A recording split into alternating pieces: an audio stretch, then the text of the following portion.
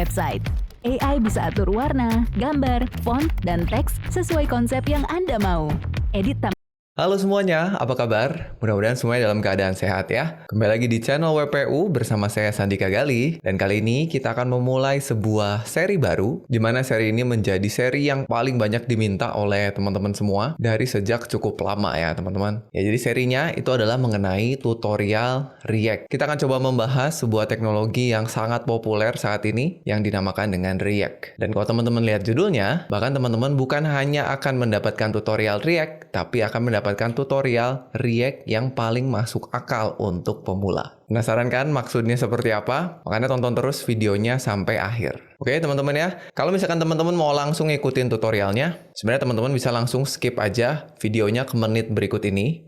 Kalau teman-teman nggak mau ngedengerin saya ngomel atau menggerutu dulu nih di awal-awal. Kenapa mau menggerutu dulu? Karena kita akan bahas dulu mengenai hal yang paling masuk akalnya terlebih dahulu ya. Mungkin teman-teman ada yang nanya, kenapa paling masuk akal Pak? Emang ada ya tutorial React yang nggak masuk akal? Ya jadi kita bahas ini dulu ya. Jadi selain memang supaya judulnya agak-agak clickbait, saya mau kasih tahu dulu alasannya kenapa saya bilang paling masuk akal. Jadi yang pertama gini, kalau kita mau belajar sebuah teknologi, bahasa pemrograman, atau framework, atau library, atau apapun lah ya, itu kan sebetulnya tempat belajar paling tepat adalah dari dokumentasi resminya. Bener nggak teman-teman? Jadi sebenarnya kita jangan dulu cari-cari di tutorial-tutorial lain. Kita jangan dulu cari di YouTube, kita jangan dulu cari di Stack Overflow, tanya ChatGPT. Kita baca dulu dokumentasi resminya dari pembuatnya. Karena kan harusnya dokumentasinya lah yang ngasih tahu kita teknologi itu apa, cara pakainya gimana, dan lain sebagainya. Ya, dan menurut saya dokumentasinya React ini kurang masuk akal, khususnya untuk pemula.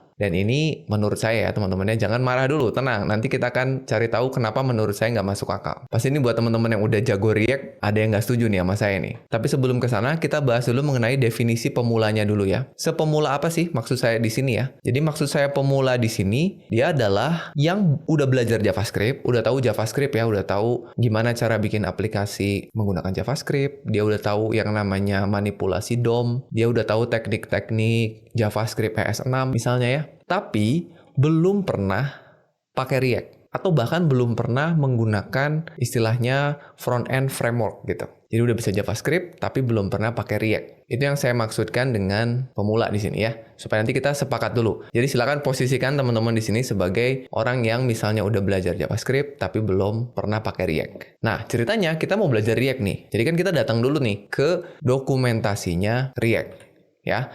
Jadi dokumentasi React kalian bisa datang di react.dev/learn. Nanti kita akan buka sama-sama. Dan jangan salah, menurut saya ini sebetulnya salah satu dokumentasi yang bagus banget. Cuman buat pemula nggak masuk akal aja. Dan bahkan buat teman-teman yang belum tahu, sebetulnya kita tuh punya dokumentasi React yang berbahasa Indonesia. Jadi kalau teman-teman belum tahu, teman-teman bisa kunjungi di halaman ini, id.react.dev. Jadi ini adalah dokumentasi React yang sudah diterjemahkan oleh jagoan-jagoan programmer React Indonesia yang keren-keren banget ya, supaya kita lebih mudah belajarnya. Nih, jadi kalau teman-teman kunjungi id.react.dev/learn, nah ini teman-teman lihat, tutorial React dalam bahasa Indonesia. Nanti silakan teman-teman baca ya, nanti kita buka sama-sama. Nah ini dibuat oleh developer-developer keren Indonesia yang ini nih. Ini maintainernya. Jadi kita harusnya berterima kasih sekali buat teman-teman developer ini yang udah bantuin kita untuk bisa baca dokumentasi React berbahasa Indonesia. Dan dari sini hampir semuanya saya kenal. Saya bahkan berkesempatan untuk ketemu langsung. Ya, mereka orang-orangnya keren-keren semua. Selain developer-developer yang jagoan, kontribusi mereka terhadap dunia open source juga luar biasa. Jadi saran saya teman-teman kunjungi link ini, lalu klik nama-nama developer ini, langsung follow aja GitHub-nya atau sosial medianya. Ya, jadi respect banget buat developer-developer Indonesia ini.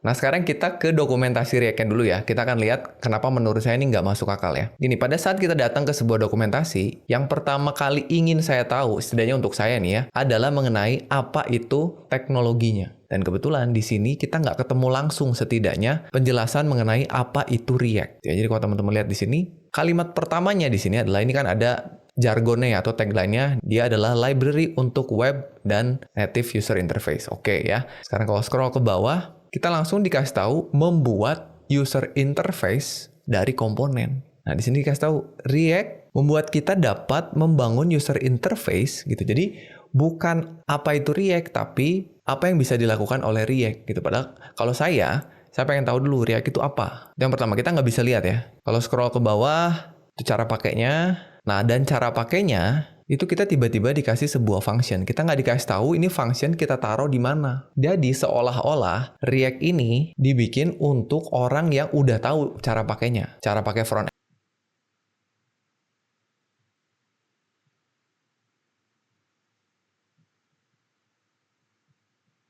Mau belajar HTML, CSS, dan JavaScript gratis selama 10 hari?